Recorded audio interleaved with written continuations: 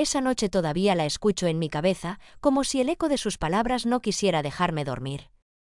No es lo que parece, me dijo, con la voz temblando y los ojos evitando los míos. Pero ya era tarde. Lo que parecía era exactamente lo que era. Y todo empezó con una simple llamada perdida. Me llamo Laura, tengo 34 años y hasta hace unos meses creía estar casada con el hombre más leal, más noble, más imposible de traicionar que existía. Daniel era mi roca. Llevábamos 7 años de matrimonio, una casa modesta pero feliz, un perro llamado Bruno, y ese tipo de rutina que muchos llaman aburrida, pero que yo encontraba reconfortante. Hasta que un día, todo empezó a cambiar sin que yo lo notara del todo. Al principio fueron pequeños detalles, llegadas más tardías del trabajo, silencios largos cuando le preguntaba cómo había estado su día, un nuevo perfume en su chaqueta que no era el mío. Recuerdo que la primera vez que lo sentí, me dije que seguramente era el aroma de alguna compañera de oficina, que se le había pegado al darle un abrazo de cortesía. Me obligué a no pensar mal, porque eso es lo que hacen las esposas confiadas, ¿no? Creer en su marido. Pero cuando el instinto empieza a gritarte, hay que escucharlo, y el mío no dejaba de susurrar. Algo no está bien. Daniel había empezado a pasar mucho tiempo con su mejor amigo, Sergio. Siempre lo mencionaba. Sergio esto, Sergio aquello. Lo conocía de hace años, trabajaban juntos en un proyecto nuevo de la empresa. Yo lo había visto un par de veces en cenas y reuniones, un tipo encantador, con una sonrisa que inspiraba confianza. Nunca habría imaginado que ese hombre se convertiría en el centro de mi pesadilla. Una noche, Daniel me dijo que tenía que quedarse hasta tarde por una presentación importante. No le di mucha importancia, pero algo en su tono me pareció raro, casi ensayado. Cuando se fue, miré su laptop, que había dejado encendida. No suelo revisar sus cosas, pero esa vez, el cursor parpadeaba sobre una conversación de WhatsApp que parecía recién abierta. Dudé unos segundos. No quería ser esa esposa, la desconfiada, la que espía. Pero el corazón me latía tan fuerte que apenas podía respirar. Abrí el chat. Era con Sergio. Nos vemos en el mismo lugar de siempre, escribió Daniel. No te olvides de llevar lo que prometiste. Lo que más me heló la sangre fue la hora del mensaje, 8:45 de la noche. Justo cuando me dijo que se quedaría en la oficina. ¿Por qué se vería con su amigo a esa hora? ¿Y por qué tanto secretismo? Pensé en llamarlo, pero algo me detuvo. No quería parecer paranoica. Así que decidí hacer algo que jamás pensé que sería capaz de hacer, seguirlo. Al día siguiente, le dije que tenía una cena con una amiga, y salí de casa antes que él. Estacioné mi coche a pocas calles de su trabajo y esperé. A las 8:30 lo vi salir, vestido con la misma camisa blanca que tanto me gustaba, pero con una mirada extraña, como si escondiera algo. Lo seguí en silencio, mi corazón golpeando el volante. Condujo hasta un hotel pequeño, de esos que parecen discretos por diseño. Vi cómo se bajaba, miraba a su alrededor y entraba. Esperé. 5 minutos después, apareció Sergio. Entró al mismo hotel. En ese momento sentí que el suelo se abría bajo mis pies. No sabía qué era peor, si imaginar que mi marido me engañaba con otra mujer o descubrir que lo hacía con su propio amigo. Pero no podía sacar conclusiones aún. Esperé casi una hora, intentando no llorar, sin atreverme a salir del coche. Luego los vi salir juntos, riendo. Riendo. Como si nada en el mundo pudiera manchar esa complicidad. Cuando Daniel llegó a casa esa noche, fingí dormir. Sentí su cuerpo junto al mío, su respiración tranquila. Yo temblaba bajo las sábanas, con la cabeza llena de preguntas. A la mañana siguiente, lo observé preparar el café, besarme la frente, decirme te amo, con la misma naturalidad de siempre. Y lo odié por eso. Odié la facilidad con la que podía mentirme mirándome a los ojos. Pero aún no tenía pruebas. Solo suposiciones. Así que decidí hacer algo más arriesgado, pedí ayuda a una amiga, Carla, que trabajaba en marketing digital. Le pedí que me ayudara a crear una cuenta falsa. Una mujer atractiva. perfil cuidado, para tantear si Daniel mordería el anzuelo. Al principio se mostró indiferente. Respondía con monosílabos, cortés pero distante. Y durante unos días pensé que me había equivocado, que quizá todo era mi paranoia. Hasta que un martes por la noche respondió con algo que me heló la sangre: eres divertida. Me recuerdas a alguien que me hace sentir vivo. Esa frase yo se la había dicho a él en nuestro primer viaje juntos, hacía años. Era nuestra frase. La suya y la mía. Y ahora se la decía a una desconocida que, en realidad, era yo. Cuando lo confronté, no lo negaba ni lo admitía. Solo decía que estaba confundido, que no era lo que yo pensaba. Pero cada palabra suya era una grieta más en lo que habíamos construido. Lo que no sabía era que mi plan para desenmascararlo apenas estaba empezando. Esa noche, después de aquella conversación, me encerré en el baño, con el teléfono en la mano y el alma hecha pedazos. No lloraba, no gritaba. Solo me miraba en el espejo intentando reconocer a la mujer que veía reflejada. ¿Cómo llegamos a esto? ¿En qué momento mi matrimonio se convirtió en una mentira tan bien actuada? Mientras me hacía esas preguntas, el celular vibró. Era un mensaje de Carla: Laura, tienes que ver esto. Abrí el archivo y sentí que me faltaba el aire. Eran capturas de pantalla de otra conversación, pero esta vez, no era entre Daniel y la cuenta falsa que habíamos creado. Era con Sergio. Entonces mañana también, escribí a mi marido. Sí, pero con más cuidado. No quiero que ella sospeche. Tranquilo, amor, ya casi acaba todo. Esa última palabra, amor, me dejó paralizada. No era solo una amistad. No era solo una traición. Era algo mucho más profundo. Daniel y Sergio eran amantes. La ironía era cruel.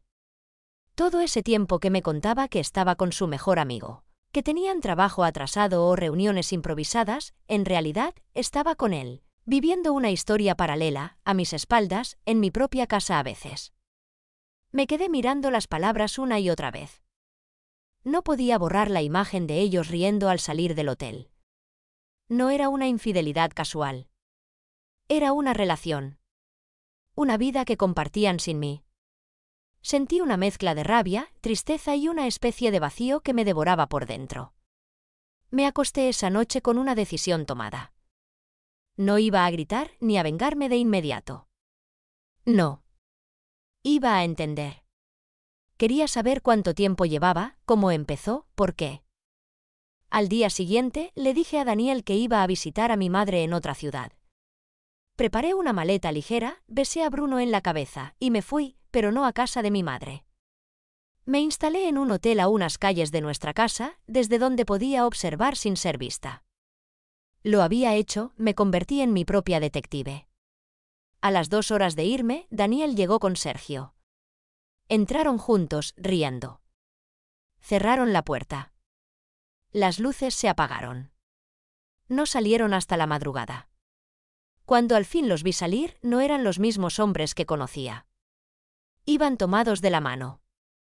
Rápido, pero no lo suficiente como para que no lo notara. Esa imagen es algo que no se borra. No porque me diera asco o rabia, sino porque me rompió algo más profundo, la confianza. No en él. En mí. En mi capacidad de reconocer la verdad. Cuando regresé a casa esa mañana, él estaba en la cocina, con el desayuno listo, como si nada hubiera pasado. ¿Dormiste bien donde tu madre?, me preguntó, y tuve que contener la risa amarga. Sí, bastante, le respondí. ¿Y tú? Tranquilo. Vi una película con Sergio y luego me dormí. El descaro con el que lo dijo fue casi admirable. Yo solo lo miraba y pensaba, ¿cómo se aprende a mentir así? Pasaron los días y seguí fingiendo. Pero dentro de mí iba creciendo algo oscuro. No odio, no exactamente. Era más bien una necesidad de que él sintiera, aunque fuera por un segundo, el mismo vértigo que yo había sentido al descubrirlo todo. Así que tracé un plan. Decidí organizar una cena. Una reconciliación, le dije. Le propuse invitar también a Sergio, para agradecerle por ser un buen amigo. Daniel dudó, pero accedió. Quería que todo pareciera perfecto. Preparé la mesa, encendí velas, elegí el vestido que a Daniel más le gustaba y esperé. A las 8 llegaron. Daniel traía vino. Sergio, flores. Me saludaron con sonrisas tensas. Podía oler el miedo disfrazado de cortesía. Comimos, bebimos, hablamos de banalidades. Hasta que no pude más. Puse el teléfono sobre la mesa, desbloqueé la pantalla y mostré las capturas. Nadie habló. Solo silencio. Sergio bajó la mirada. Daniel palideció. ¿Desde cuándo?, pregunté, sin alzar la voz. Daniel tragó saliva. Laura, no quería que te enteraras así como, Daniel, así, como tu esposa engañada o como la mujer que te conocía tan bien que terminó montando una trampa para descubrirte. No fue planeado, murmuró. Solo pasó. Reí. Reí tanto que tuve que limpiarme las lágrimas. Claro, solo pasó. Como si un beso, un mensaje, una cita secreta, solo pasaran, punto. Sergio intentó intervenir. Laura, él te ama. Esto fue una confusión. ¿Una confusión? 2 años de encuentros secretos son una confusión, Sergio. Lo miré con una rabia fría. Tú venías a mi casa. Comías en mi mesa. Me mirabas a los ojos mientras te reías con mi marido y ¿quieres que lo entienda? Daniel intentó acercarse, pero di un paso atrás. No te atrevas, le dije. Ni una palabra más. Me miró con una mezcla de culpa y alivio, como si finalmente soltar la verdad lo liberara. Laura, no puedo seguir mintiéndote. Lo intenté. Intenté seguir contigo, pero cada vez que estaba con Sergio, sentía que era yo mismo. Esas palabras me dolieron más que la traición en sí. Porque eran sinceras. Porque, por primera vez, hablaba con la verdad. Y la verdad era que nunca podría competir con eso. No se trataba de amor infiel, sino de identidad. Lo comprendí, aunque me destrozara. Guardé silencio un momento, respirando hondo. Entonces, lo único que te pido, dije finalmente, es que no vuelvas a mentir. Ni a mí, ni a ti mismo. Me fui al dormitorio, tomé mi maleta y salí. No hice escándalo, no lloré. Solo cerré la puerta. Pero cuando bajé las escaleras, escuché su voz detrás de mí. Laura, lo siento. Me detuve. Yo también, Daniel. Pero no por ti. Y me fui. Pensé que ahí terminaba todo, que lo peor había pasado. Pero me equivocaba. 2 semanas después, recibí una carta sin remitente. Dentro había una foto. Sergio, abrazando a otra persona. Una mujer. En la parte de atrás, un mensaje, ahora sabrás lo que se siente. Era la letra de Daniel. Cuando vi esa foto, sentí que el corazón se me detuvo. La miré una y otra vez, buscando un truco, una señal de que era falsa, de que mi mente me estaba jugando una mala pasada. Pero no. Era real. Era Sergio, abrazando a una mujer joven, de cabello oscuro, en un café que reconocí enseguida. Estaba a solo 3 calles de la oficina donde Daniel trabajaba. La fecha en la parte inferior no dejaba lugar a dudas. Había sido tomada apenas 2 días después de aquella cena en mi casa, el día que yo me marché. Y lo que más me perturbó no fue la imagen, sino la nota detrás. Ahora sabrás lo que se siente. La letra era inconfundible. Era la de Daniel. Lo primero que pensé fue, ¿qué demonios estaba haciendo? ¿Por qué enviarme eso? ¿O qué quería demostrarme? ¿Era un intento de manipularme, de vengarse, de arrastrarme a su infierno emocional? Durante unos minutos me quedé paralizada en el sofá, sin poder moverme, con el teléfono en la mano, deseando que todo aquello fuera un sueño del que despertaría. Pero la realidad tenía otra intención. Llamé a Carla. Ella fue la única persona a la que le conté todo desde el principio y cuando le mostré la foto, me miró con una mezcla de incredulidad y compasión. Laura, esto ya no es solo una infidelidad. Esto se está convirtiendo en un juego retorcido. Daniel está tratando de arrastrarte con él. ¿Y si lo que quiere es que yo le responda? ¿Que reaccione?, pregunté. No le des ese poder, me advirtió ella. Pero ya era tarde. Una parte de mí necesitaba entender. No podía quedarme con la duda. Así que fui al café. Me senté exactamente en la misma mesa que aparecía en la foto. Pedí un café con leche, como si nada pasara, y observé. No tardó mucho en aparecer Sergio. Estaba solo, con la mirada cansada, revisando el móvil. Llevaba la misma chaqueta de la foto. Cuando me vio, se quedó congelado. Laura, murmuró, casi sin voz. ¿Podemos hablar?, le pregunté. Asintió, nervioso. Nos sentamos frente a frente. Su mirada era la de un hombre derrotado, alguien que había perdido más de lo que pensaba tener. Sergio, dime la verdad, ¿quién es ella?, pregunté señalando la foto que dejé sobre la mesa. La miró unos segundos, luego suspiró. Su nombre es Clara. Es mi esposa. Sentí un escalofrío. ¿Tu esposa? ¿Tú estabas casado mientras tenías una relación con Daniel? Bajó la mirada. Sí. Nadie lo sabía. Llevábamos años juntos, pero estábamos distanciados. Cuando conocí a Daniel, pensé que había encontrado a alguien que me entendía. No planeé nada. Simplemente ocurrió. Me quedé en silencio, intentando procesarlo. ¿Y Clara sabe de ustedes dos?, pregunté. Sí, respondió con un hilo de voz. Lo descubrió hace unos meses. Me pidió tiempo. Pero al parecer ese tiempo no fue suficiente. Lo observé con atención. Había dolor genuino en sus ojos, pero también miedo. Y entonces algo encajó en mi cabeza como una pieza de rompecabezas que llevaba mucho tiempo suelta. Esa foto, susurré. ¿Podría haberla tomado Daniel? Sergio me miró sorprendido. ¿Cómo lo sabes? Porque me la envió a mí. Su expresión cambió de inmediato. ¿Qué? ¿Daniel te la mandó? No, no puede ser. La recibí hace 2 días. Con esa frase detrás. Saqué la nota de mi bolso. Sergio la leyó, palideció. Esto no tiene sentido. Él sabía que yo estaba intentando arreglar las cosas con Clara, pero ¿por qué te involucraría a ti? Porque te odia, respondí. Y porque me odia a mí también. Lo vi cerrar los ojos, respirar hondo, como si de pronto comprendiera algo que hasta entonces había preferido ignorar. Daniel no está bien, Laura. Desde que tú lo dejaste, ha estado diferente. Me llama a todas horas, me envía mensajes contradictorios. Un día me dice que me ama, y al siguiente, que le arruiné la vida. No sé qué hacer. Aléjate de él, le dije sin pensarlo.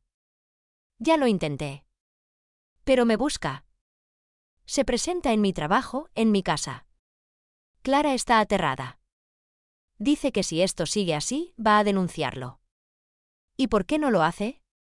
Porque todavía cree que él puede cambiar. Que solo está dolido. En ese momento entendí que el ciclo no había terminado. Que Daniel no solo había perdido a su esposa, sino también el control sobre sí mismo. Y que estaba decidido a arrastrar a todos los que habíamos formado parte de su mentira. Durante las siguientes semanas, empecé a recibir mensajes anónimos. Al principio eran frases sueltas: no puedes esconderte para siempre, tú también tienes culpa, todo lo que hiciste volverá a ti. No respondí. Pero cada mensaje era más personal, más preciso. Sabía dónde trabajaba, a qué hora salía, incluso cuando iba al supermercado. Era imposible no sentir miedo. Una noche, mientras preparaba la cena, escuché golpes en la puerta. Mi corazón se aceleró. Me acerqué despacio y miré por la mirilla. No había nadie. Solo un sobre, tirado en el suelo.